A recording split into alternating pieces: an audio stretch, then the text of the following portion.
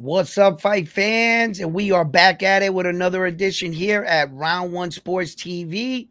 I am your host, Edwin, and I have a special guest with me today.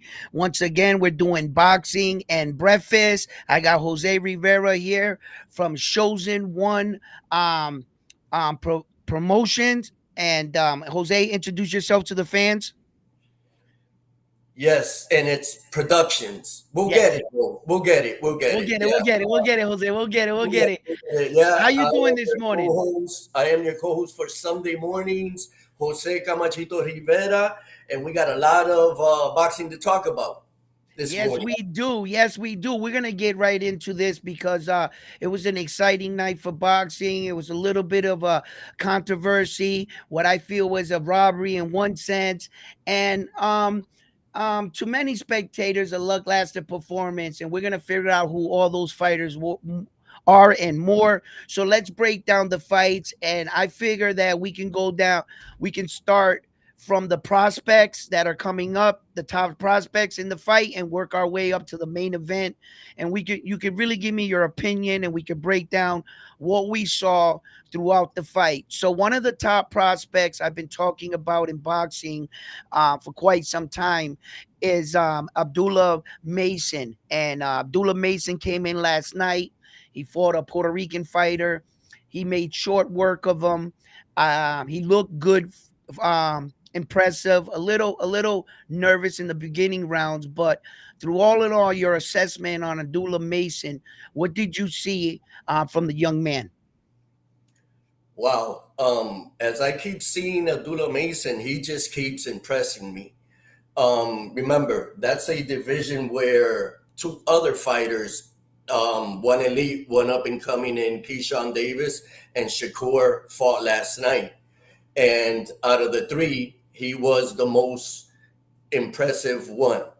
I dare to say that almost like tankish, like whereas Shakur Stevenson and Keyshawn Johnson want to be that chess player where then but they don't have the power that Tank has to try to emulate Tank.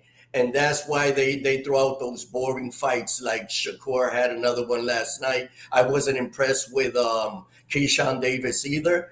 And to be honest with you, Davis is one step up, according to Top Rank, one step higher than Mason. But Mason has the better record at 13-0. Remember, Davis is only 10-0 at the well, 11 as of last night. I think that the young Mason is even ready for bigger things than Davis is. To be honest with you. I agree with you. I believe that he is one of our top prospects right now, besides Boo Boo Shoo Shoo Carrington. I believe that Abdullah Mason is right there with Boo Boo Carrington as far as star status and top prospects. I believe that Keyshawn Davis, he really needs to get himself more dedicated to the sport, seeing that he had two fights where he tested positive for marijuana, and it speaks to his level of dedication. When you got young fighters like this messing up opportunities, this is not you. Not only did you leave money on the table, but you're also interrupting your legacy and your experience that you can get in the ring. Money cannot buy all the opportunities that boxing provides you, and you need to take advantage of all the situations you get when your number is called in boxing, and not mess it up by smoking a little bit of marijuana. I hope that blunt was worth more than the money he left on the table. Absolutely. You know what I'm saying? So when Absolutely. let's speak about Keyshawn Davis and his performance last night.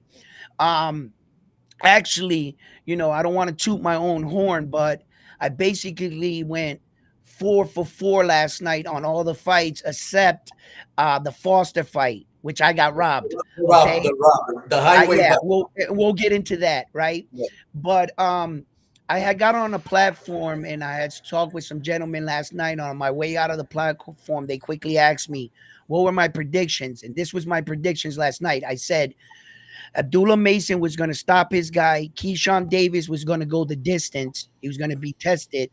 I said that Foster was going to stop Homeboy, which I thought he should have. And Yeah. I said that Shakur Stevenson was going to go to a 12-round decision, and exactly the way it went. So, you know, I thought that Keyshawn Davis. I was looking when I called that, and I said that it was going to go the distance. I knew he was going to be tested. I didn't think it was going to be a wild fight as it was. I mean, he picked Keyshawn up like this. He was using extra energy you don't need to resort to, and you could see at some point the guy wanted out of the fight. He even gave the referee a left check hook. In the fight, so the referee wanted some get back. You could see it in his face. So, you know, um, Keyshawn Davis was this was a good fight for him in the ways that you want to see if your young fighter can get tested like this, to see if they still want to stay in the fight, to see where their warrior mentality is as a fighter. When you have a pressure fighter and a wild guy like this, you want your fighter to experience that early in his career so that when he have a tougher challenge in the future, he's already been there. He's already been in front of these situations. So that's kind of what I would like to see from the young fighters. Throughout all the fight, when you saw Keyshawn Davis fighting last night, the guy was a little bit erratic, a little wild. But besides that, what did you really take away from his performance? I saw him frustrated. I Yeah. saw him, especially what he did after the bell, in pushing or swinging at your opponent. He was tested and by an opponent that, I mean, he was a veteran, yes, but I actually expected Keyshawn to dispose of his opponent last night. Listen, this is the situation. I don't think Keyshawn Davis is ready for fighters that are up there. He was calling out Teofimo Lopez. Stay away from that. Stay away from that. You're not ready for Teofimo Lopez. As a matter of fact, Bomac, Keyshawn Davis's trainer, 2 fights ago, when Jermaine Ortiz fought 2 fights ago, they were mentioning a battle of Keyshawn. Was he ready for a Jermaine Ortiz? Bomac, his trainer, who also trains Crawford, said, "Oh my God, Keyshawn will annihilate Jermaine Ortiz. As a matter of fact, I have guys in my gym that will beat Jermaine Ortiz." And I quote, "You're not ready for a Jermaine Ortiz, and you're not ready for a Teofimo Lopez. So just take this W and keep getting better competition, but you're not ready for that jump yet." And that's the thing is that some of these boxers, right? And I talked about this and the level of criticism that some of these boxers are getting due to the part in fact that it's not even the fans so much, it's the boxers nowadays putting all these pressures and these expectations on themselves. They're the ones that are getting in front of the microphone saying, I want this guy, I can fight this guy. And then when we call them out on it and say, hey, what happened, they want to get all like sentimental and say, oh, well, I'm just doing my job. Well, no, no, no, no, no. You said you were going to fight this guy. You said you were the toughest dude on the planet. You said you wanted all the free smoke. Okay. And then when they give you the free smoke, now all of a sudden you don't want it. You Right. see? And that's just like when fighters stock is going down, I noticed that a lot of fighters have a tendency, or at least their management tells them, you need to attach your name to another big fighter. And I'm trying to tell the fans all around the entire world is, don't buy into that Teofimo Lopez wants Terrence Crawford, because I'm gonna tell you right now, Teofimo Lopez don't want that smoke if it Oh, got well, blood in that's it. right. Okay. All right. He does not want that smoke. He's just attaching his name to a great one. That way he can stay irrelevant, and you can, think about a future fight with him and Terrence Crawford, and avoid from thinking about his lackluster performance, and that's within Tio. But Listen, before, listen, yeah, really quick. You're talking about Teal, right? Real quick before I forget. yeah, He was nowhere to be seen in a top ranked fight last night.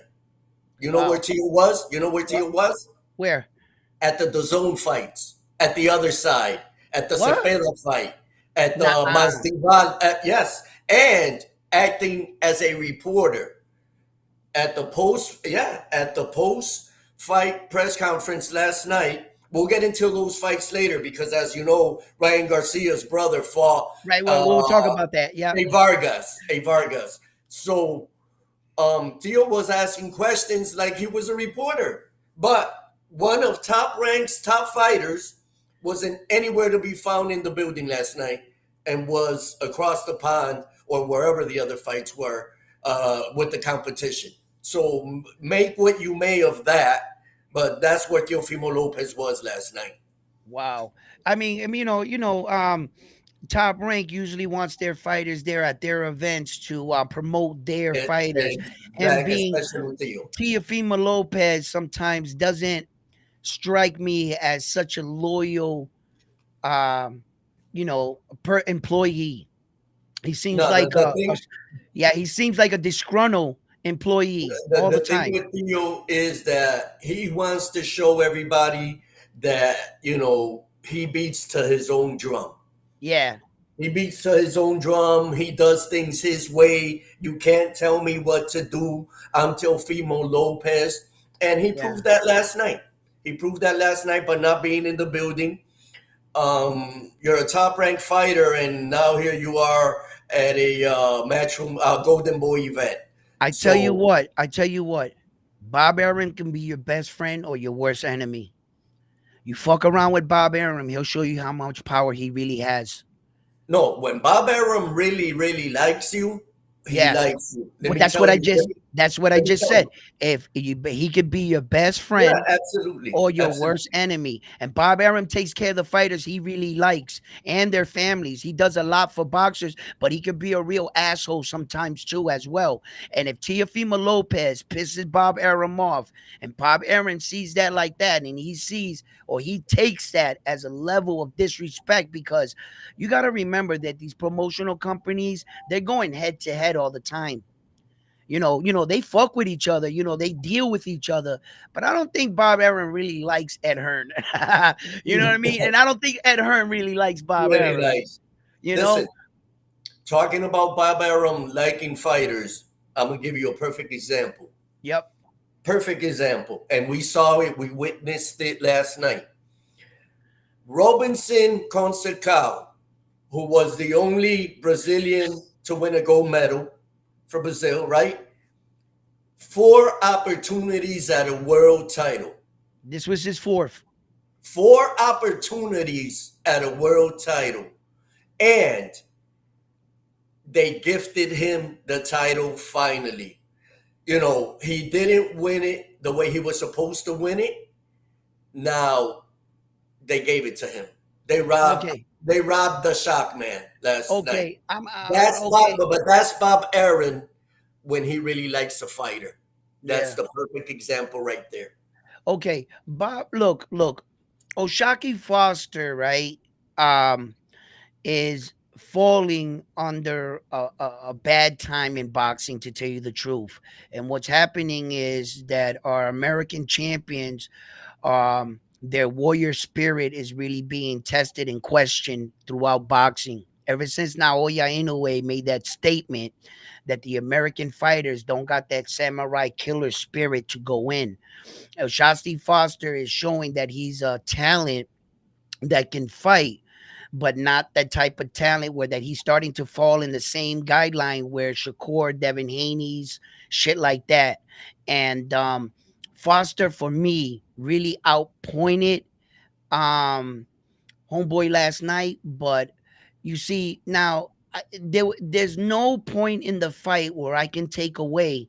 At the end of the fight, I'm looking at Oshasti's face and I'm looking at his face, and he's really wearing it. And Oshaki Foster looks clean as fuck, boy. And then, like, I'm remembering the fight as I'm calling it, and the unofficial box card had the other guy winning 1 round. And typically, the unofficial card and the judges' cards are roughly sometimes in the ballpark. This is the first time that I've ever really seen a fight, and that by the most widest margin, their scoring was off. Like the announcer's scorecard and them that they're showing me, it was a shutout. They only had the Brazilian winning 1 round in the entire fight. When they read off the first scorecard and they said it was for the Brazilian, right then and there, I said, "Oh no, oh no, who the hell is watching this fight?" Then they try to play it off and they give the second scorecard to Foster. And right there, my stomach just I couldn't believe what I was hearing at the time. So I really want to go back and watch that fight again, because there's moments in boxing where that you can become a little biased and you're just watching Foster more, and I might have not been watching the Brazilian's inside work or some of his work. So I really want to go back and I want to watch that fight over. But I have a pretty good boxing mind. I and what I witnessed last night is what I consider your definition of a robbery. That is my definition. I don't see how the Brazilian won this fight. There was no controversy at all. I mean, the whole world, the whole world saw what you saw, what I saw, a highway robbery. I I, mean, the face on Oshaki, the look on he looked like Oshaki, he wanted to cry.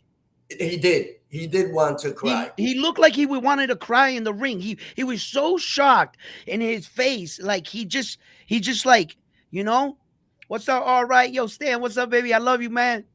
We're Yo, good, Stan.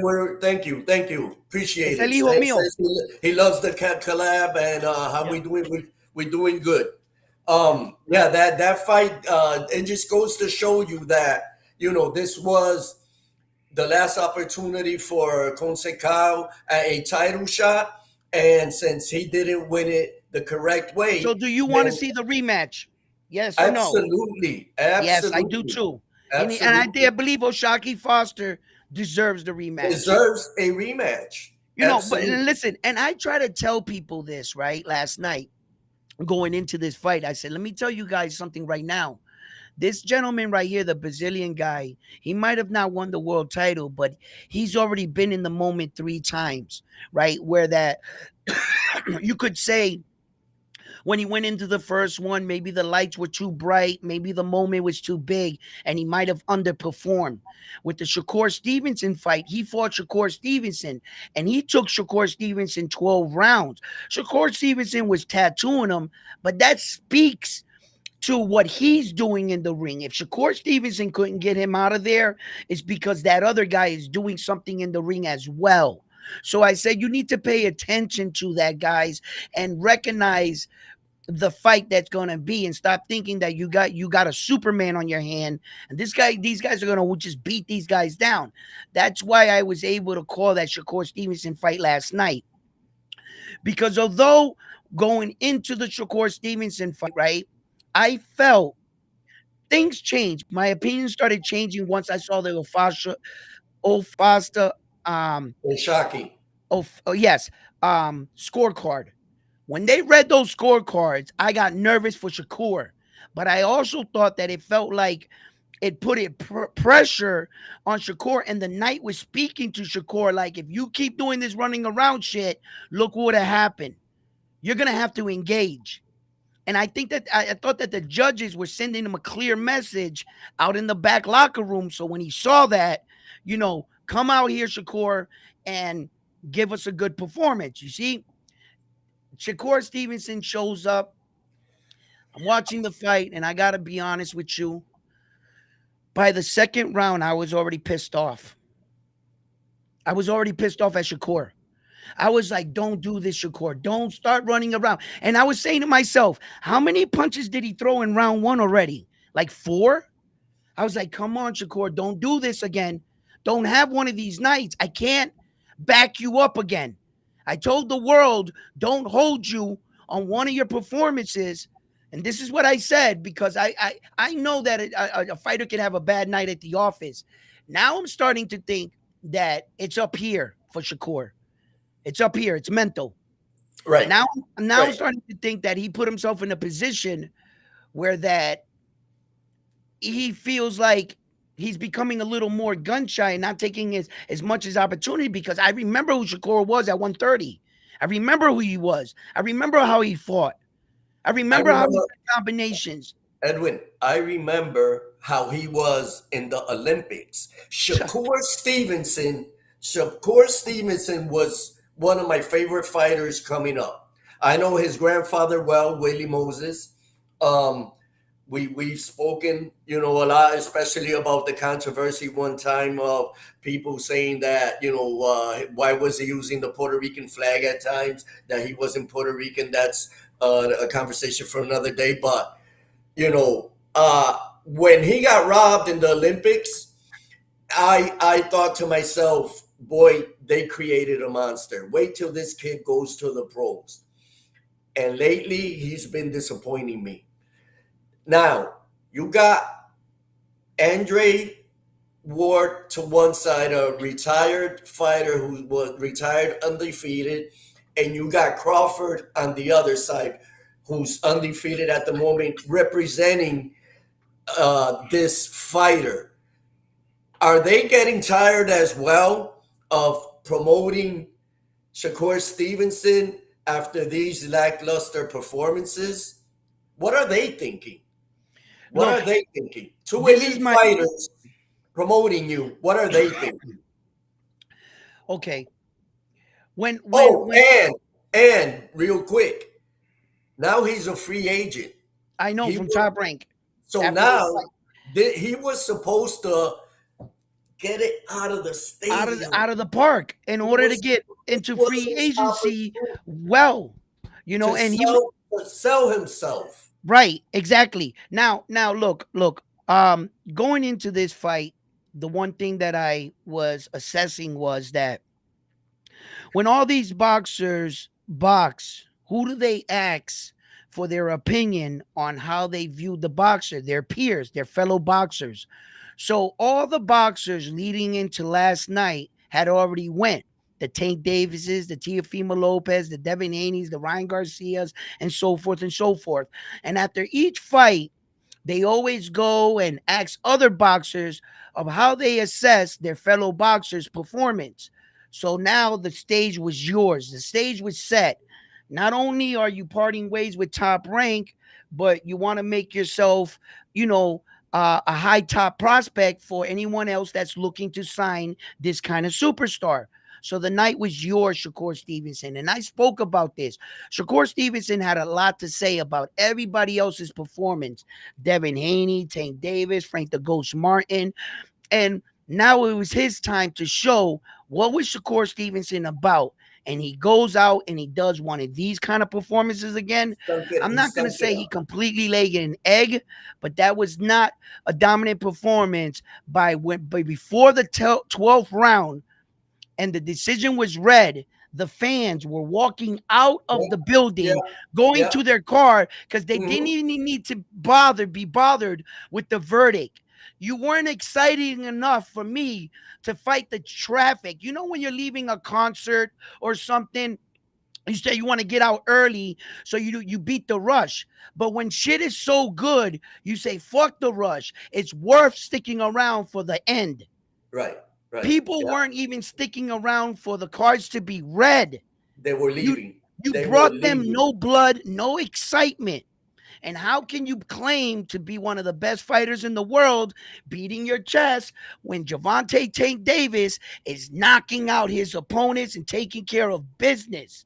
Terrence Crawford, 10 knockout streak, knocking out his opponents, taking care of business. But yet you want to rake yourself among some of the top elite fighters and put yourself in conversations. Shakur Stevenson, you did this to yourself. You put this. Listen, um, Eddie Hearn was vocal about wanting to sign Shakur um, after this fight. I don't see Eddie Hearn signing him to elevate him. I see Eddie Hearn signing him to do the same thing that he did with Paro and and Subriel. um and Matias. Yeah, and get his belt from him. Exactly. Yeah. Because that's what Eddie Hearn does. He'll Yeah. sign you, but he got other fighters that I don't belong to think, him for yeah, years. yeah, and I don't think that Eddie, I know that, look, in this sport, let's be honest, you're dealing with some of the toughest men and the women in the world. First of all, they can kick fucking ass, right? And on top of that, you're dealing with gangsters, okay? And you're dealing with guys that are in this sport. They're not necessarily your first class citizens. And I'm gonna tell you right now, Ed Hearns, for me, he's not really gonna go in bed with Jay Prince and company. Right, And that's Shakur Stevenson's promoter. So he would have to co-promote, just like Subriel and his right, co-promoter, right, the thing that right. he Yep, got with Ed Hearn. that's right. And dealing with Jay Prince sometimes, I mean, he's a good businessman. I've never done business with the man. I've only heard, you hear the stories and everything. And I don't think Jay Prince is going to let Shakur Stevenson go. He's invested. So he would have to do business with him. You see? Yep. So anyway, on to boxing. Look, what'd you think about the situation with the Garciases and the bad look that they gave to boxing last night? Not only is Ryan Garcia under scrutiny for the 3 pounds, but his kid brother comes into the fight and misses weight by what? 3 pounds. It's incredible. Not only, let me tell you where the other coincidence is. How did he lose? Body shot, Liver shot. liver shot, body shot. Yeah. Same way his brother lost to Davis last time. Listen, no, no, no. And then you can see the quit in his eyes. And I'm yelling at the screen, kid, don't quit. Don't Don't quit. you quit. Don't Don't quit. you quit, Right, right, kid, right? right. But look, coming in overweight like that, and these kids are using our sport, kind of pisses me off because it speaks to not being a professional. Now, on that card, at least there was a ray of sunshine on that Nick Diaz card, right? There was one ray Mhm. of sunshine on that card, and that was Camille Moulton. Camille Moulton. Yep. That was the Yo, listen, fucking we got a teenager beating up a grown ass man men. twice his age. No, and this guy was smart. His intelligence in the ring, he wasn't no bum. I was watching the guy Camille Moulton was fighting. That guy was fighting. Camille Moulton was shutting him down, bro. He was Listen, shutting him, and he looked strong, bro. His once back, in a his neck, while, once in a while, you find a phenom. And it just happens to be that Mayweather finds them. finds Tank, him. Tank, Carmel. But from the moment that Carmel Moulton He find Mayweather. hit the pros, listen, Yeah, this kid only had 3 losses in the amateurs to start yeah, off. He only had 3 losses in the amateurs. But when they start with the 3 first fights he had, they were all undefeated fighters. He was 17 years old. He's yeah, 18 now. All right? They yeah, fed him a 3-0, a 7-0. I believe it was like a 4-0. And he knocked these guys out. Undefeated fighters. Who does that? yeah. They are so confident with this teenager. He's going to go up the rankings quick. Look, Look, last night, Camille Moten, the way he fought towards his opponent and the way Shakur Stevenson fought with Armenian, right? The Armenian dude was there to be hit all night. He was standing in front of Shakur Stevenson. Why wasn't Shakur Stevenson pulling the trigger, putting his combinations together? I was screaming at the screen at Shakur and I was saying, Shakur, this is the type of fight that you can't watch your opponent. You got to create opportunities. If I throw this punch and you go like this, I created that moment. I made you respond. So I Right. created that. What are you going to do with what you just created? And you got to go off of it. He created nothing last night. He didn't really work off of his jab. He didn't put any of his combinations. He just took what he gave him a little bit and he was hesitant. It looked like he wanted to counterpunch, but when the other guy would throw punches, Shakur wouldn't counter. And I was like, okay, so now he's not looking to counter. He's not. What the fuck is he doing? Yo, I I was just so feel, pissed when a Edwin, kid has so much talent, so much fucking art. He has so many arts punches to his selection. Shakur, he has so much skill, and it's frustrating when you know, bro, you can wipe this because guy down. for some reason he doesn't want to take any chances. I don't know if he felt What up, Jay De Will? Los Santos' power last time. For some reason, Shakur doesn't want to take any chances. And the way you're looking, I don't see you beating Tank Davis. No. I don't see you beating Tank Davis. Well, last night he was supposed to get himself in position for that the fans can talk up the fight between him and Tank Davis in the future, and he was supposed to put himself still in the room. Now the conversation is Tank Davis, Loma, and other fighters and stuff because Shakur is not seeming like that once upon a time top fighter. It seems like when you stepped up the level of his competition, he wasn't able to answer the call. I really think that Shakur Stevenson right now, and you touched on it. I think he's afraid of losing his O. And I think a lot of these fighters, Mayweather was good for the sport, but he also kind of like fucked with the sport. And I think that Shakur Stevenson is more focused on the fact that he wants to go undefeated rather than taking the opportunities that were given to him once upon a time. Case in point, when Devin Haney offered him to fight for all four belts. I know Shakur Stevenson must be looking back at that offer and he must be kicking himself because as you and I know, it's hard enough to win one world title in the sport of boxing, just one. This And if one. you give me an opportunity to fight for all four belts, I mean, at the end of the day, that's what we're fighting for, to be declared only one king in the division, right? Man, Absolutely. listen, if you gave me that opportunity, I would fight you in the parking lot for all four of those belts. And he denied it not once, but twice. Twice. And Mhm. that goes to show me that, first of all, you say you're in here, you want to fight the best, and you're going after legacy.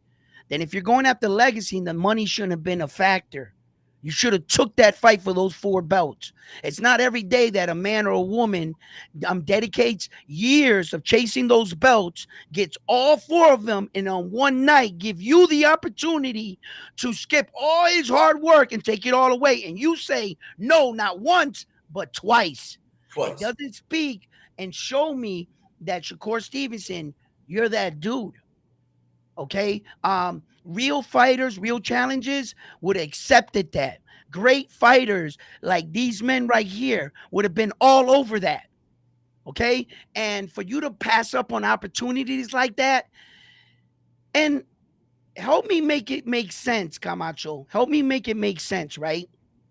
If I'm not mistaken, not only did he deny the fight with Devin Haney for four belts, 25%, and an additional offer, which I do not know what it was, his very next fight, he denies it for four. Devin Haney moves up, vacates the belt. What is Shakur Stevenson's very next fight? He fights for the vacated belt that he just vacated for less money than what they offered him. Please help me make it sense. If you didn't feel like you were getting paid for it, All you right. didn't fight for four So, belts, but you fought for one belt and less money. so this is what's going on. If you notice when you see Shakur Stevenson post anything on social media, Yep. what's his hashtag? Oh, I, Chasing greatness. okay. If you notice, check out his Facebook, his Instagram, anything Chasing he'll post. fakeness. His hashtag is chasing greatness. He ain't Now, chasing shit. you hit the head on the nail on the head when you just said that he's trying to chase a Mayweather and Andre Ward, Right. a Crawford, two guys that are always next to him, two Three guys that undefeated fighters. undefeated fighters, one retired, one active. So I just think that he's afraid. He is afraid to either Yes, get he is. knocked down and touch the canvas because he doesn't want to go at it with anybody. Um, to be honest, I don't the kid has so much talent. The kid is a natural. He's been fighting. His grandfather has been training him since he was 5 years old. Did Let you me see tell them you arguing in the corner? that's where I was getting next. Okay, go ahead. To see the way that he's talking to his grandfather lately in the corner, the way he's disrespecting him, and the way that he's trying to do things on his own, I just think he's frustrated. That's the reason why he said last time he was retiring. I don't think you got to remember, boxing is 90% mental.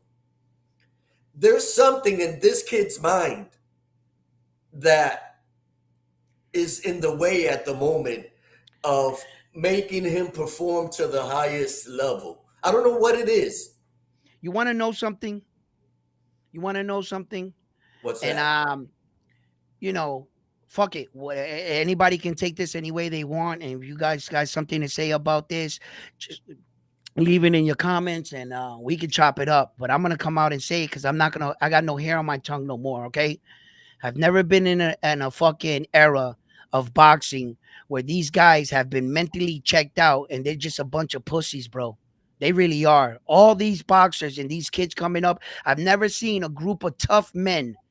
They're fucking tough and highly skilled, and they ain't nothing but little fucking girls when it comes to the mental game. Their mental game, the way they were raising these kids now. Yes, they're skilled. Yes, they are tough. But let's just think about this, Camachito. I see you laughing over there, right? But let me see if I can work your memory with me, right? Wait, And wait. give you something. Let me tell you why I'm laughing. No, no, no, Because no, no. I already know why you're laughing. I know why you're laughing. But hold up, tell hold me, up, tell hold up. me, tell me. Hold up. Check this out. Check this out. I want to work your memory real quick. Ryan Garcia checked out, said he wanted to retire. Shakur Stevenson checked out, said he wanted to retire. Big Baby checked out, said he wanted to retire. Even Tank Davis talked about retire. Devin Haney talked about retirement. Fucking, and the list goes on. I've never been in an era with so many tough guys are mentally checked out of the game. Yeah, they're skilled. Yeah, they are tough, right? But these kids, and you speak of it, it's there's a mental part to Shakur Stevenson that these guys are like spoiled little brats. And it's like if they don't get their way, you mean to tell me Shakur Stevenson was going to retire from boxing because he didn't get the Navarrete fight? Wham, wham, wham, wham, wham, wham. Like, bro, these guys, like, it's just that, and I'm going to say it. I'm going to say it, bro. It seems like one guy talks about retirement. One guy says belts don't matter. Then you got Keyshawn Davis saying belts don't matter. Ask them if belts matter now. Where are you going to go in your career without those belts? You see? So it's very copy, paste, repeat in boxing today.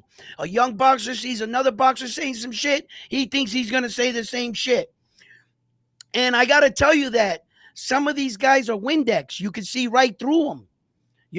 Some of these guys got to adopt their own image and their own persona and ask themselves, why are they in this sport? Why are they truly in this sport? become more mentally stronger for the battles ahead. All these kids want everything handed to them. Shakur Stevenson thinks they're just gonna give him 4 belts. Motherfucker, you need to get in there and earn them shits. You know, fucking Shakur man, listen, these kids be, brother, go ahead, drop it down for us. Why, So why, why do I this think that you were like that? Go ahead. because if you remember last week, I told you that um, someone interviewed James Toney, and James Toney right now kind of has the situation where he's speaking kind of slurish, Well, that's but the punch is catching up to him. but he said this the pussy era. Did he? This the Did he? pussy. I told you that. No, You he. remember? Yeah, I told you that. I said, remember, they interviewed James Toney. He happened to be at an event for one of the organizations, top organizations about, Well, that and if then he they said it or asked not, him. that's how I feel. They That's how asked I him feel. about the fighters today and the That's what's up. fighters in Another guy his feels the day, same way. and his comment said, "This the pussy era." What the fucking man? Listen, it's the he truth. he came It's out the flat truth. And out if I and said offended it. anybody, you know what? If you're offended by what I said, go watch golf. Go watch golf. Because Yeah, we're in a sport that we're awarded by our aggression and violence. And we talk a little shit. I accept some shit talking. I have lines. You can talk shit about me coming into a fight all you want. Let's just keep my kids and my wife out of it. And we can talk all the shit we want. I'll look in your face, fuck you, let's go. Right? Like that's basic fighting shit talking. Okay. So in this sport, it goes to show you when you come in, you think fighting in the beginning is just throwing punches until you learn and you are taught that it's more than just throwing punches. When you come in, you think that just aggression can get you through until you get into the sport and you need more mental fortitude. You need to be when everything is chaotic and the storm, in those moments when you're being attacked, you are taught to be calm, right, to keep your composure, to weather the storm, to not to panic. And you got to learn how to think your way through. These guys ain't thinking their way through. Up, shit got tough. Retire. I'm retiring. What are you teaching the next boxers coming up? right there. Your boy right there. All right, said, yeah. He said his era ain't afraid to fight. So somebody is saying facts. They saw the interview with James They did it. Toney, and he said it. That our era, we would fight each other. Didn't matter who it was. No, we This the didn't. this the pussy era, and Oh he's my right. God, it's so fucking. These guys are so much trying to protect these O's, and I talked about that when Subriel first lost. In a way, I saw that as a blessing in disguise because it set him free from the fact of trying to be perfect. And you want to know what the ironic thing about this whole situation is? That these kids are protecting a record that in actuality, there's no award to it. There's no retiring undefeated is a personal thing. Show me where they say in the Hall of Fame or any award ceremony where they called Floyd Mayweather up to the podium and was like, "Here's an award for your 50-0." Any fighter can do that shit. That is not an award you're judged for, but that is the one they mostly protect. Go figure. They're not going after awards that you're judging the Hall of fucking Fame for your Right. hard work. You know what Hmm. they're chasing? A fucking personal that is just personal to you. That's how backwards boxing is right now. Okay? When you go to the Hall of Fame, you are judged by the belts that you win. You're judged by real records, real weight divisions, how many times you go up, how many champions did you fight. Those are real statistical records. Being undefeated is not a record. Right. And Right. and this is what these fighters choose to protect. That's what I'm telling you. Look at the mentality of the young fighters. They're fighting for the wrong things. You're fighting to protect something that in actuality is only personal to you. You get what I'm saying? You should take chances and go after your dream, which is accomplishing these. Would have been no fucking way Devin Haney would have called me and said, hey, you want to fight for fucking 4 belts? I'd have been like, do I have to fight you, your dad, and your fucking grandma as the ref in the ring? Fuck it, I'll sign. I like my odds. Let's go. Where do I sign? Where do I sign? Like bro, I mean, that's all I would live for, to get them all. When Naoya Inoue walks in the weight division, anyway, his last 2 weight divisions, there's only one king in his weight division. That's him. He went around, collected all belts. He's stingy. He don't like no one else to be called champion. There's only one champion, and that's me, right? He went to the next weight division. Same rules gonna apply here. There's only one champion in the building, and it's me. Let's go. Give me all them belts. He ran them all. He ran the table. You see, that's a fucking champion, bro, right? And that's what we do it for. These things, the Shakur Stevenson, look at Teofimo Lopez got out of the ring and congratulated his opponent for punching him the most in the face. He landed the most, Classic landed the most punches against me and anybody in any fight. You just gave props to the guy for punching you. Yo, these guys are backwards. Then he comes in and says, I picked Klajic because I knew what kind of fighter he was. He's a marathon fighter, and I knew it was going to be a tough fight. And that's why I love it, because I'm not scared. I take all the tough fights. Hey, Tio, what'd you think about his inexperience? Yeah, we knew he never went 12 rounds. You just contradicted yourself. Big time. You knew about his inexperience, but yet you're going to try to sell it to us like he was that dude, Klajic, with 7 losses. Right. Come on, bro. Come on, man. You underperformed, and this guy showed up because, let's keep it funky. I've been noticing that Teofimo Lopez, he has kind of like this Bruce Lee mentality, where that Bruce Lee said, in fights, I don't have a game plan. I let nature take its course. Well, we're in boxing, and at this level, you need to have a game plan. Teofimo Lopez did not have a game plan coming into his last 3 fights. You can tell. He didn't. When he fought Josh Taylor, I really had to go back and watch that, because I was like, he had a game plan for Josh Taylor. And I started watching the fight, and I started to realize, well, not necessarily. He did have one, but I think that's where he fought the fight the best. Teofimo Lopez truly fights of God-given talent and instinct. And he's the type of fighter that thinks, because he was the best fighter in his gym coming up, and his God-given talent got him all the way here. But at this level, you have to devise game plans to sustain just in case shit goes wrong in the ring. The reason why I know he didn't have a game plan is because Tio says, oh, I had control of the entire fight. I was beating him easily, right? And then in the next statement, he says, well, I saw he started giving me problem, but I started fighting better when I took my dad's advice. I've been listening to him more than I've ever listened to him in my corner. Hold up. So you're admitting you never listened to your coach, which is your dad in the corner, and you're admitting in this fight you paid attention to him a little bit more, right? So doesn't that indicate when you're asking someone else for advice on what's going on in the ring, that speaks to the night's not going your way? You need your coach to tell you what's going on.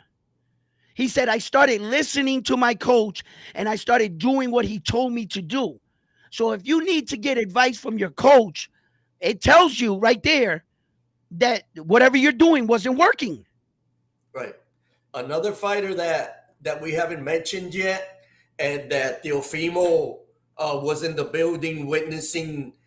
He had a great performance, actually, because the guy that he fought was no tomato can, was William and Camarón Cepeda. To dispatch in the 3rd round of the opponent that he beat yesterday, I tip my hat off to him, because that he was supposed to give him a battle and he didn't. He disposed of that opponent. Cepeda throws a lot of punches. You saw that last night in the fight. He's a volume puncher, tough Mexican fighter. His body attack is vicious. And maybe that's why Teofimo was in the building. Who knows? He might want to pay to fight. Yeah, But why maybe didn't he that's get in the ring? Why didn't he get in the ring like other fighters when you want to challenge someone? yeah. You know, I you mean, know, Tio has enough star status to say, "Yo, I want to yeah, get in but that ring." he can't do that because now you're in Oscar de la Hoya's building. You're not in Bob Arum's building. You You're can't right. disrespect and do You're right. anything without de la Hoya saying, you know what I mean? Maybe he told him, stay humble. Let's talk about a fight with Cepeda. Chill, enjoy the fights. Act as a reporter if you want for the post conference interviews, like he did. I'm pretty sure you'll find the video somewhere later on, or you'll Yo, see that's it. crazy. He wasn't at the top ranked fight, man. No, How does Bob Arum feel about that? yeah, that's a good question. That's a good question. Your top fighter wasn't in the building for these fights last night. All right says they can lose their role and come back and be bigger, uh, um, even be bigger than they were undefeated. Like, well, look, when it comes to that, you guys, right, in this undefeated situation that we've been talking about, you're right. You're right. Uh, Fighters can lose their O and even come back stronger. You know, they have a tendency of some fighters, but some fighters, once they're beaten, there's this mental part that you see them lose again and again. And sometimes good fighters even get trapped in that, where that once you beat them, you know, it's into the individual itself. Sometimes I'm harsh on guys because of the way that I feel that I would have acted in the situation. I have to take myself back and say, I'm not him and he's not me. And other people will do other things. Okay. So, but this thing about the O has to be talked about in boxing and has to be really put out there that the O is not as important as a title. It truly isn't. And an O is not as more important as your legacy. Mayweather can convince you and go around and say, I'm undefeated, I'm this, I'm that. And look at all the scrutiny he takes at the tail end of his career for wanting to keep that O and not engage and get those big knockouts. Look at all the scrutiny he's gotten. So if you want to be flan pleasing and take care of business, fighters like, the one fighters that are taking care, you could say whatever you want about Tank Davis. The world can say whatever they want, but that man is in there taking care of business. He's knocking out, he's giving the fans, and you could see why he's making 39 million with Amazon Prime and why the other guys are not. And Shakur is not making that kind of money. Right. Because when it speaks to, these guys are so much taking these. Look, I spoke about it last night and I said, leading into the fight, I said this as well. I said, if Shakur Stevenson goes out there and gives a stellar performance and wipes this guy down and knocks him out, will he get the credit he deserves for beating this kind of opponent? Nobody really wanted to see this fight to begin with. And no one ever considered Arteminium on 5 weeks' notice that much of a threat. Shakur Stevenson was highly favored in Vegas for this. And for the way the fight played out, you know, it's just not going to give you a good image of where the bar is at with your fighter and how he's claiming to be the best fighter in the world, and that's not what you're seeing. That's not what you were seeing in your performances. So look, these kids got to understand that this O is not as big as they think it is. That the opportunities that you get, and it's up to your performance. People pay their hard-earned money to go to your fight and travel, go through hotels, fight through traffic just to get there, and at the 11th round, get up and walk out. That's not what I'm paying my hard-earned money for. That's not what I argue with my wife to And tell her I want to go to the fight. to be honest, this is why Shakur only fights in Brooklyn. This is why he only fights in that building because, you know, He's Newark's favorite son, and they don't travel that far. They'll go right there next door to watch him fight. Whether it is he doesn't do what Tank does. It doesn't matter where Tank fights. He sells out. I've seen Tank sell out in Vegas, in California, in Yeah. DC. I've seen Tank sell out. I don't think Shakur sells out in any other place but right there in your backyard. I think. And Yeah. and they're getting tired of it. And Yeah. they're getting tired of it. As you I think. saw last night, I think Shakur they're getting Stevenson tired. needs a dancing partner for his next fight. I don't think he can carry the show himself. I think he's going to need a good dancing partner because Shakur Stevenson is not going to be able to sell out the arenas. He's slowly putting himself in a position with Teofimo Lopez and Devin Haney that's not selling because of what? Because of lackluster performances. Right. Well, you know what? Let's see what happens now. Let's see what they decide to do. Who they're gonna sign with. Um, and I could tell you once I see who he signs with, by the fighters that this promotional firm has, I could tell you if it'll be a great dancing partner or not. Because Quiet is kept. Quiet is kept. I heard it through the grapevine. I haven't reported it or said anything on it because the source that I heard it from. I'm just learning who he is. So let's see how good he is. But from what I heard, Shakur Stevenson is back in negotiation with Top Rank again. I've already heard it that this was his last fight, and that Bob Arum and him just a couple days leading up to this fight that they were negotiating another contract. There's nowhere else for Shakur to go.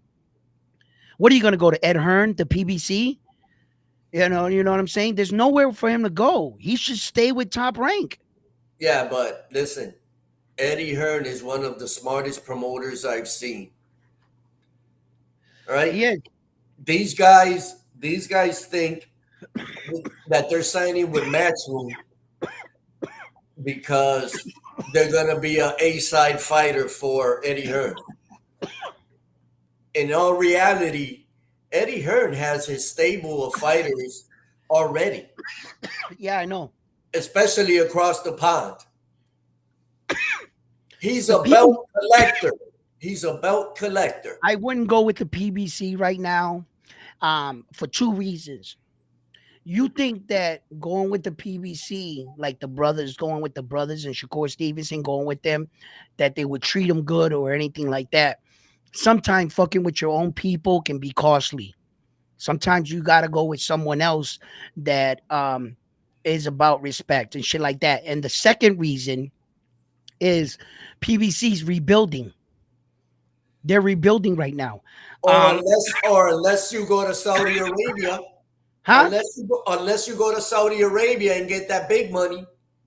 Well, you could also sign with Showzen1 Promotions, and they can be your promoter. You know what I'm saying? We're just Yeah, gonna put we'll take them. we're just gonna put that out there real quick, Shakur. You know what Well, I'm saying? You know well, what I mean? well, he'll fight right here at the DCU Center Hey, we can pack the house. You know what I mean? against Jermaine Ortiz in his backyard. Let's go for that belt. You know what I mean? That you fucking. I don't know how you Actually, won the belt. I don't know how you maintained that belt, but actually, now that you mentioned that, I want to give a shout out to Rob the Wolf Perez. It was the very first fight of the night from Worcester. Fought Ali Felix, who's from Connecticut. So two New Englanders, heavyweights, went the distance. Olympian. He's if you know Ali Felix, the heavyweight from Connecticut, he's an Olympian. It was the very first fight of the night. It was a good performance, so I want to commend them both for fighting on top. Well, Ali Feliz is already a top ranked fighter, but for Rob Perez, who was 2-0, to fight a fighter like Feliz, who was also 2-0, but a top ranked fighter, I have to salute him for taking that fight. and And who won in so, that fight? Share with us who won. Ali Feliz won the four-rounder decision, went to Okay, distance. I actually thought that Feliz would knock him out, actually. So I tip my hat off to the Wolf for going the distance.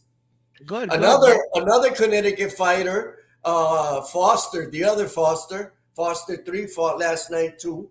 Had a Oh good yeah, performance. So salute to him also. It was a good undercard. You've been to my place. I got a TV on one side, a TV on the other side. So I had Golden Boy on yeah, one TV, Top Rank on the other one, sat in the yeah, yeah, middle, yeah, yeah, and yeah. was like this all night. I'm in the same way, brother. I got four TVs, four fights last Yeah, night. We're going yeah, on everywhere. Like, yeah, you know how we do. yeah, Yeah. right, right. So like, out of all the performances last night, overall assessment, you know, boxing had a pretty decent night last night. There were a lot of fights going on. I took away from a lot because, like I say, me and you, we're reporters in boxing. We advocate for the sport. We try to bring out our unbiased content. We are not a fan of one particular boxer. We are a fan of boxing. And we love all boxers here, and we wish they could all win, but there has to be a winner and a loser. And and what we do is here at Round One Sports Town and Showzen1 Promotion is where we try to give you our unbiased analysis on boxing. Sometimes I'll take a fighter, Jose will take another fighter, not because we're showing favoritism, but to break down the ins and outs of both fighters. So while we speak here, I want you to know that we are not fans of any particular fighter, and we're not paid by anyone. We're not shitting on Shakur Stevenson because we're fans of another boxer. No. We're pointing out what everybody is thinking and feeling. And we're asking you, as fighting fans, to share your reactions on this platform so that the world can see. When you come to our show, and as my show as well, here's where you get your opportunity to give your comments and your feedbacks. As we sit down and we break down, Jose's here to answer any questions, and I'm here to answer any questions. So feel free to drop a like in these videos and a chat right now as we continue the show. So, Jose, listen, my brother. There's a lot of good fights coming up this year, and some of the top fights. Talk to me, right, about where do we go now here from boxing? What would you like to see next? Who would you like to see? We know we got the Jerron Boots and it's coming up on the 13th. We're going to talk about that. Where does, I mean, look, where does Devin Haney go from here? What's he going to do with that belt? Where does Subriel Matias go from here? Where does some of these guys go in some of the big losses of the year? So let's start off first with Subriel Matias. Where is Subriel in a good world, and who would you like to see him fight? I would actually like to see the rematch in Australia. Perfect. Liam Paro versus Subriel Matias in Australia, where the pressure now is on Liam Paro in your hometown, just like what Subriel Matias went through. Mhm. I would like that. Where does Devin Haney go from here? In a good world, who does he fight, and who do you want to see him up against? Ah, that's a good question. And now, sitting on the shelf waiting for Ryan Garcia for a year, wouldn't that let you letting another man dictate your career? Absolutely. Shouldn't you be in the ring, being active, waiting for him to return? So, if you're thinking about, yes, the rematch with Ryan Garcia, but in the meantime, while we're sitting on the shelf, what do you think he should do if he gets that rematch? Well, we already know that he said he's taking the year off. So, like you say, you're letting Ryan dictate what you do. I would I would fight the whoever the top fighter at 140 is for Matchroom, which who is it? Liam Paro with the IBF belt. So, if Subriel can't get that title, then make the Haney Liam Paro would make sense for Matchroom. Hmm. You know what I mean? Because Prograis is fighting Catterall. Those are the other matchroom 140 pounders. Who else do you got that could fight a Haney? Yeah. Um, what is another big step you think for some of our top prospects right now? Um, you know, like, look, do you think Abdullah Mason right now is ready to take that next step, or do you think that he needs a couple more fights to really prove himself in this division? Sometimes you have a prospect, and see, what I want to get to is this. This is the point I want my viewers to see: is that the difference between Devin Haney, Tank Davis, Teofimo Lopez, and Ryan Garcia is Devin Haney dared to be great early, and he got there first. He punked Loma for his belt, got emailed that belt, and then when all these guys attacked each other, and Tio fought Loma, then Tio fought George Camboza and lost to him. Here comes Devin Haney, slides right in and becomes king of the division. And they all had to sit at home and watch him with all four belts. You see? So what I'm getting at is, at what point do you feel that some of these top prospects could be ready? Because when Naoya Inoue came into boxing, he was 19. In 1 year, he secured a belt. I know that you want to protect your fighter and you want to bring him along well, but when do you take off the training wheels and you say sink or swim? It's either you're going to do it or you're not, kid. There's some of these kids right now that have pretty remarkable records: 27 fight, 30 fights, getting their first crack at a world title with 27 fights, 30 fights in, which is typically right. And then you got your exceptional athlete that early in their career, like at Medalia, MJ, he scored like Oscar Collazo from Puerto Rico. Very small amount of fights, quickly put him in against the champion. Sink or swim. We have questions like that against young Xander Zion. When do you put in Boo Boo Schuster Carrington for a world title? When do you take a risk with these kind of fighters and these young top prospects? And who do you see out of all the prospects do you believe is going to fight first for their first world title? Do you think it'll be Boo Boo, or who do you think? All right. So Abdullah Mason, as Timothy Bradley was saying last night, is a double stamp prospect. When Bradley tells you that he is my number one double stamp prospect, Bradley is telling you that he is ready for prime time for the big lights. But I also have other fighters that I'm watching right there with Abdullah Mason. Emiliano Vargas is one of them. Emiliano Vargas, El 11 and 0. General, El Yeah, General. he's 11 and 0 already. Let me tell you another one. Troy Isley is Fought the another other kid. night, last Saturday. He's 13 and 0, Good right? performance. We spoke last week about Rohan Polanco. The Dominican He's fighter, 13 and 0. strong fighter. 13 and 0. Here's another one that's 13 and 0 also. Tiger Johnson. So these are all kids that are And which one you think 11. is ready for a world title? Out of all of these fighters, I believe the most gifted, and if they were to feed him a world title right now, I wouldn't be shocked, is Abdullah Mason. That kid is nasty. I respect it. That kid is nasty. That kid is, listen, I'm impressed with that kid. What about Andy Cruz? He's older, but he does have a small record. He is an Olympic Cuban. He's 28 years old. He's a lot older than these young kids, but his record is small. And then you got young Xander Zion from Puerto Rico.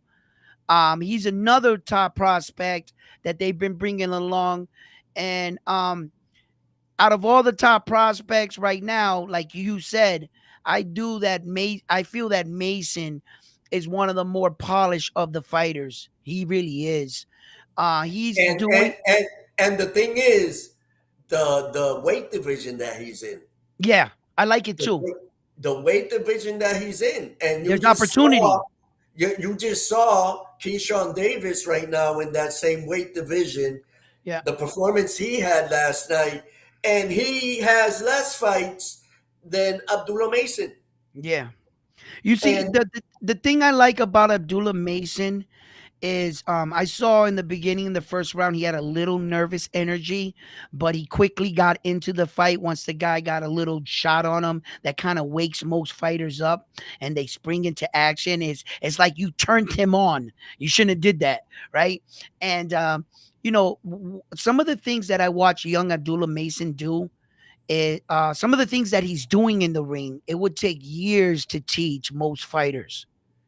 It would teach years to get your absolutely, fighter to do what he's doing at that age right now.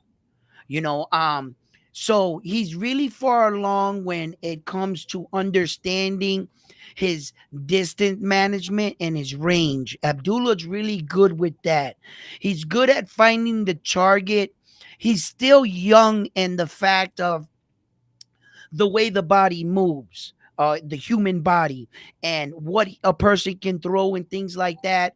Um, there's some fighters that were really truly gifted, like this gentleman right here. The one thing that no one really talks about is that he understands movement. He understood if you go like this or you go like this, you're only going to end up here. If I take away this arm, you only got one arm here. If you can't fight going to the right, there's certain movements on the human body, and there's some of us that are more athletic than others, more stand still, flat footed fighters than fighters that are on the balls of their feet moving around. And that comes to mobility as a flexibility on a fighter. That's very important to know when, and it comes to speak to angles, not always going in the straight lines. When you can understand some of these things as fighters, some fighters are so gifted, they don't even realize they're doing it. They were just born like that. They just figured it out. right, They're just natural fighters. They just right. figured it out. They don't got to be taught. You ain't got to tell them to remember it. He's just doing it. See what I'm saying? So when you got gifted fighters like that and they really work off of that, that's what I like about Dula Mason right now. He's definitely showing that the bright lights are not big enough, that his competition, he's bringing down to his level, and he's utilizing what he worked on in the gym, and that's very good. Um, as other fighters, I like Bruce Carrington. I love me some Bruce Carrington. I think Shoo Bruce shoo, Carrington shoo is, shoo. yeah, Shushu. I think he's a strong fighter. Um, I think Shushu thinks he's a little bit better than what he actually is, and that's good to have confidence as yourself. Um, I just don't think that Shushu's now in a ways good. I mean, Naoya Inoue was at his fight watching him, and they asked him the question. He was like, "Yeah, I think Naoya Inoue is good, but he ain't on my level." And I was like, "Whoa, whoa, whoa, whoa, whoa!" I was like, "Wait a minute, sir." But it's good because when they ask you these questions as a fighter, there's no fighter that should say, "No, I think this fighter is better than me." Fuck that. I'm better than everybody. You know what I'm Yes, sir. saying? Type Yeah, shit. yeah. You You gotta know? you gotta have. You know what? And I forgot too. In that 140-pound division that we were talking with Theo and David Haney and everything, um, I'm going to get back to you with that question, Devin Haney, but Kelvin Davis fought Mm, last night also. yeah. Kelvin Davis at 140 pounds from Norfolk, Virginia, who's Hmm. also undefeated prospect coming up in that division. I forgot about him, Yep. who's now 13 and 0 with 7 knockouts. So I forgot Yep. him. He's also another up and coming. And But they couldn't get Keyshawn Davis to say a name last night. He wouldn't no, say a name. no, he will not. But why? Because if he would have had a knockout, Right. He probably would have the, said a name. You absolutely. right. he wasn't happy with himself. Yeah. He wasn't happy, and I It's a could tell learning that curve. This Womack. was a learning curve last night No. Well, he stepped for up in him. competition. Yeah. He stepped up in competition. That's what the Womack, learning curve is. his trainer Womack, I could tell by his face that he wasn't happy either. Nope. But getting back to Devin Haney, I forgot that he was quoted as saying the other day um, that he might move up to 147 pounds to chase Crawford. Yep, that was, as a matter of fact, I'm gonna find it for you. What? Yeah, that's what. Okay, wait. All right, because I get the emails, Yeah. media emails, and this was through Dan Rayfield. Dan Rayfield covers everything, and so there it is right there, Yep. He Haney, does. right? And then he says Devin Haney aims to move up to 147 pounds to dethrone Bud Crawford. And quote Haney, my goal is to move up to 147 pounds to face Bud Crawford to continue to expand my legacy. Styles made boxing fights, and I think my style beats Bud. I have enough skills to dominate the 147-pound division. That is Devin Haney's last statement. Devin Haney's trying to take a page out of Teofimo Lopez's page out of Cloud Chasing 101. Both these guys is some cloud chasing motherfuckers, and ain't none of them want that smoke from Terrence Bud Crawford. It's just becoming repetitive when you got these fighters just attaching themselves to a great one. Right. Terrence Crawford's out there doing Terrence Crawford's great shit. He's going to be entering a new weight division and trying to unify all four belts in his third weight division. Don't tug on Superman's cape and trying to get recognition off of what this man and his hard body of work. I suggest you, Devin Haney, to get off your ass and get over this loss and get yourself back in the gym. All this scrutiny and debate on Devin Haney didn't start in the streets. This started in a boxing ring. And the only way you're going to win back the fans is in a boxing ring. Why don't these kids do a little bit less of this and do more training, right? And really put themselves. Why is it that you got to talk about another man 2 weight divisions up? Why don't you talk about the guys in your own weight division that are standing in front of you? Why ain't you the WBC champion anymore? There's a lot of things we could say about you. Devin Haney needs to stay focused in Devin Haney's shit, and he needs to stay in his lane because Devin Haney has his own scrutiny to worry about. And then he's going to type up this morning, oh, let me take a page out of Teofimo Lopez's. Everybody else is saying they're fighting Terrence Crawford. Guess what? I'm going to fight Terrence Crawford. Right, Oh, my right. God. Like, nobody can see through this bullshit? Brother, stop trying to build your name and make it irrelevant.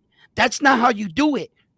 The way you make your name irrelevant and the way you win back the fans, go knock someone out.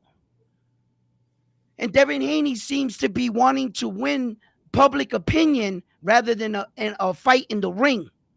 And that's where these kids, and I say that their mental is checked out because they're fighting too many and arguing too many points that in actuality don't have any significance. What you say out of your mouth doesn't make you a tough guy. It's what your performance is in the ring. And listen, look, man, these kids want to fucking argue on social media and think they're going to win that battle. Let me No. ask you something. Let me ask you Fuck something. out of here. Um, Canelo. Canelo, right? So first, um, you know, they take the September date from him that's supposed to be the Mexican Independence Day. He fights every year, Cinco de Mayo. Then next September, he fights Mexican Independence Day. Um, I really don't want to see that fight with, my fellow countryman, Berlanga. Now they're talking about, um, Jesus, I forgot, Junior.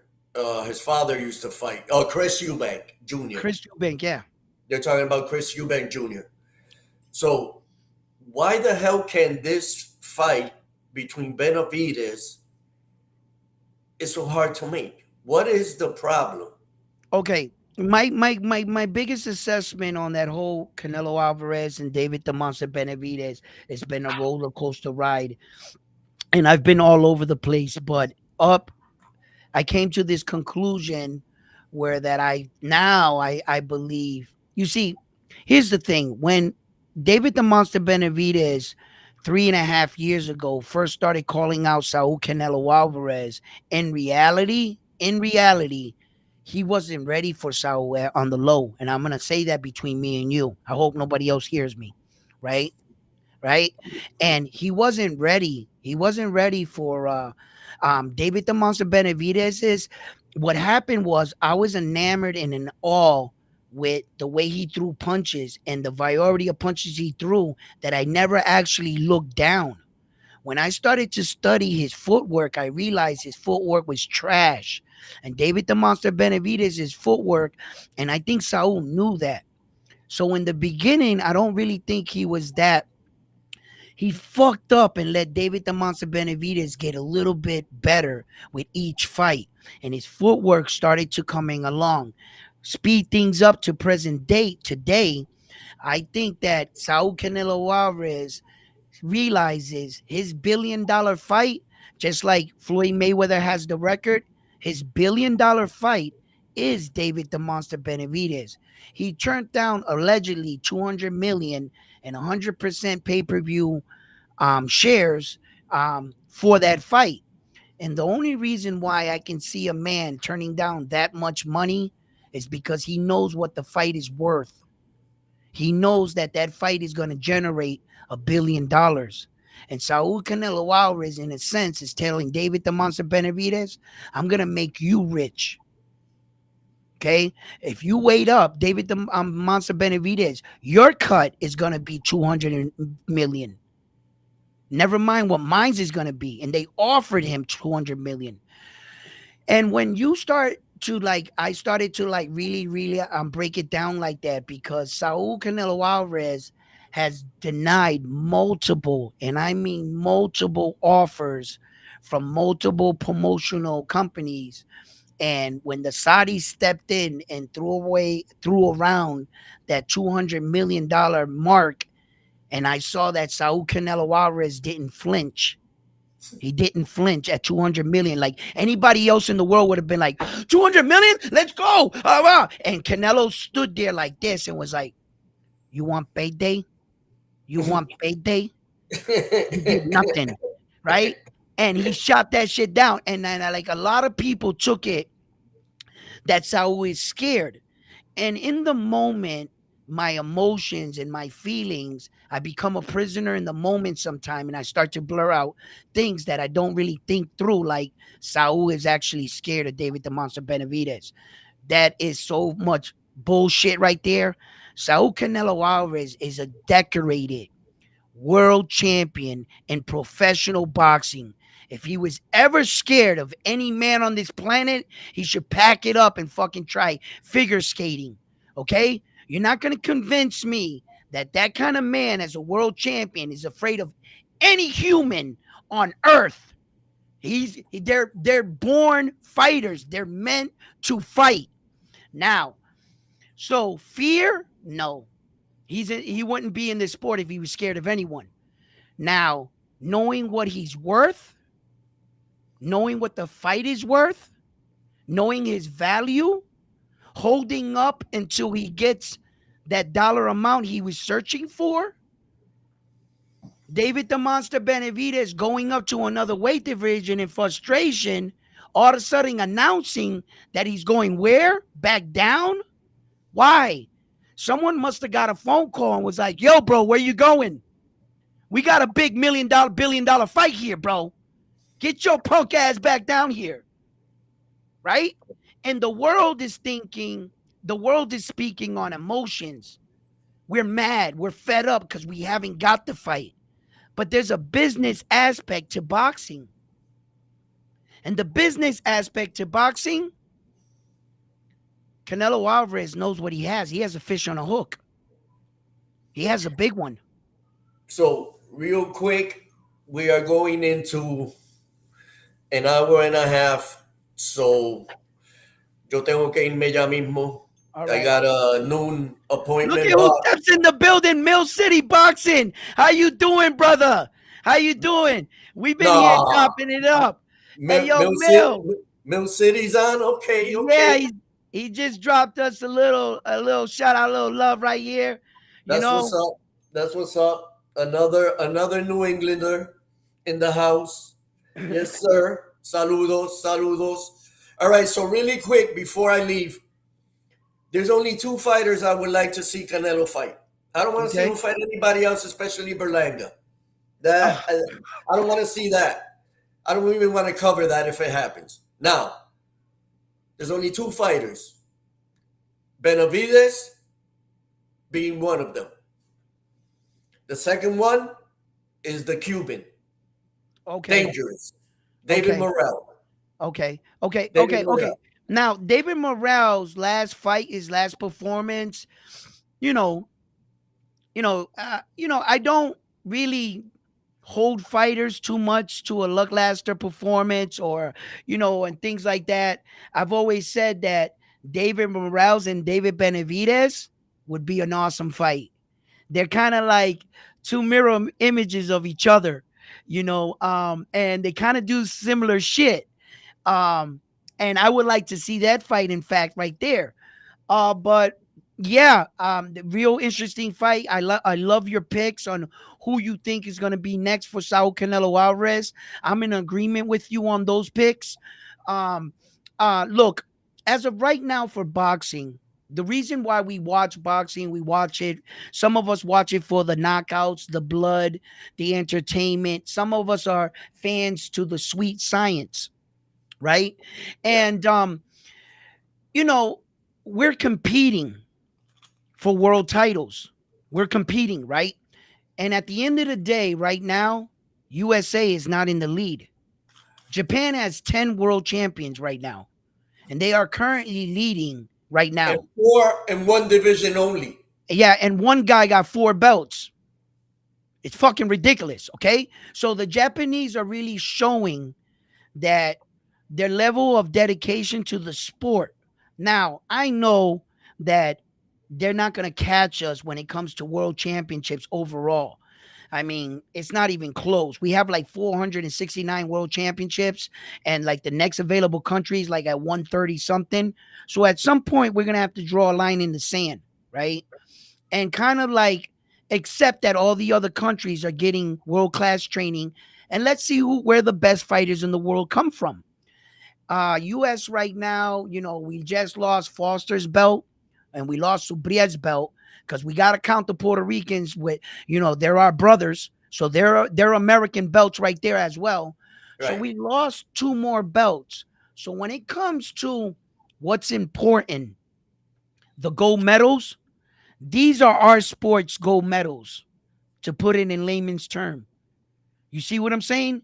And we don't have any gold medals at 118. We don't have any gold medals at 122. They're all in Japan. All those belts are over there. We need to bring these belts home. We Right. just lost Foster's belt to the Brazilians. That belt is on its way on a plane to Brazil. Handed. Handed. All Here you right. go. So so Handed. so so this is why we need and I watch our young top prospects coming into the sport, and I want to see where boxing and where its future lies. I think it's very promising. We're headed in a good direction. I believe the next wave of young men will become world champions, and America got to get their shit in order. Okay, we lost the Jamel Charlo twins. We don't have them no more. We don't have a heavyweight champion. We don't have a cruiserweight champion. Okay? We're fucking getting smashed right now when it comes to these fucking belts, bro.